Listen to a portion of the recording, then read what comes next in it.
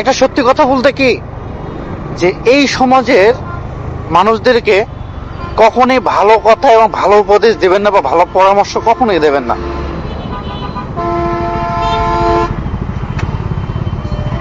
কারণটা হলো এটা, যে আসলে আপনি যখন তাকে ভালো উপদেশ বা ভালো কোনো পরামর্শ দেবেন, তিনি কিন্তু সেই উপদেশটা নেবে না। সে মনে করবে যে না, আমাকে মনে হয় খারাপ উপদেশ দিচ্ছে বা খারাপ পরামর্শ দিচ্ছে। বাট আপনি দেখতেছেন ওই লোকটা খারাপ জায়গায় ফেসে গেছে, বা খারাপ একটা পজিশনে আছে, বা খারাপ কিছু করতেছে, বা সে ভালো নেই। আপনি তাকে একটু সহানুভূতি বা ভালো পরামর্শ দিতে গেছেন, কিন্তু বাট আপনার ওই ভালো পরামর্শটাই হচ্ছে আপনার জন্য কাল। এই সমাজে আসলে পরামর্শদাতা হিসেবে না দেওয়াটাই ভালো মনে করি, যে আসলে কাউকে কখনো ভালো উপদেশ না দেওয়াটাই মনে করি ভালো।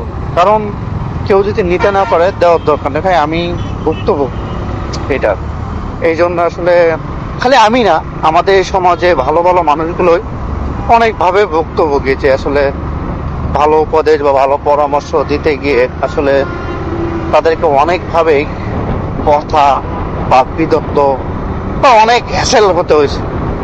আসলে এখানে কিন্তু তার কোনো স্বার্থ ছিল না, কোনো স্বার্থ ছিল না যে না 2 টাকার কোনো ফায়দা আছে, যে আসলে তাকে পরামর্শ দিয়ে আমাকে 2 টাকা দেবে, এমন কিছুই না। কিন্তু তার নিজের থেকে তিনি ভালোবেসে কিন্তু পরামর্শগুলো দিতে চাইছে, বাট সেগুলো তার কাছে ভালো লাগে না। তিনি উল্টা তাকে অনেক ডিয়েট করে বসেছে।